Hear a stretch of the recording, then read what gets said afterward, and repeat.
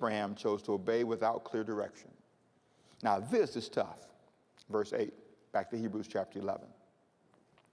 It said, by faith Abraham obeyed when he was called to go out to the place which he would receive as an inheritance. And he went out not knowing where he was going. By faith he dwelt in the land of promise, as in the foreign country, dwelling in tents, and Isaac and Jacob, the heirs with him of the same promise. For he waited for the city which has foundations, whose builder and maker is God.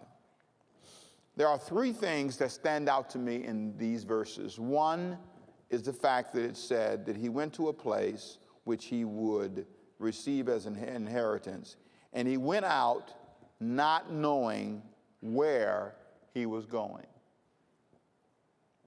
That is extremely frustrating. The first thing I want you to notice was he was not clear. Most people don't move well when they're not clear.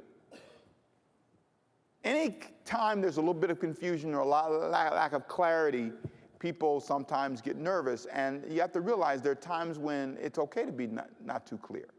Sometimes you need a minute just to pause and let God kind of do what he does. Abraham, I want you to go over there. Why? Well, just kind of go that way. I have a promise for you. Some land, it's over there. Where? There. That way. Start walking. We don't like that. It's uncertain to people. And we think that God should make everything clear, but let me give you a little insight. He doesn't believe in doing that. Haven't you dealt with him long enough to know? Just go by your experience. But be honest and go back in time.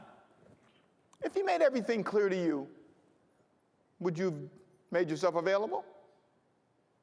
No. I am amazed. I'm amazed by everything I'm doing.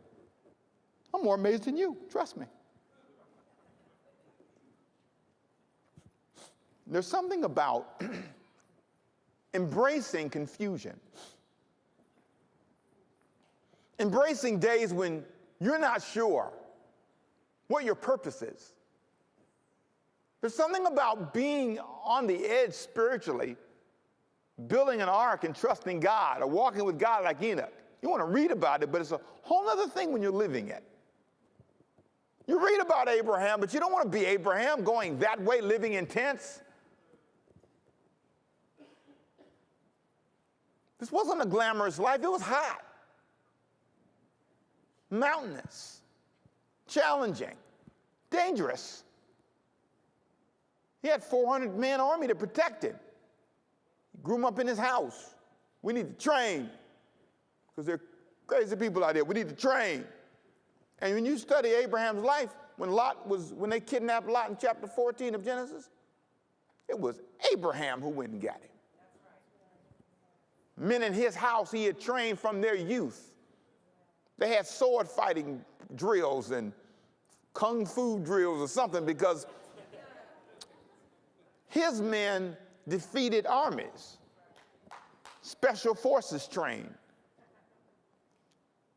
Now, think about it for a minute.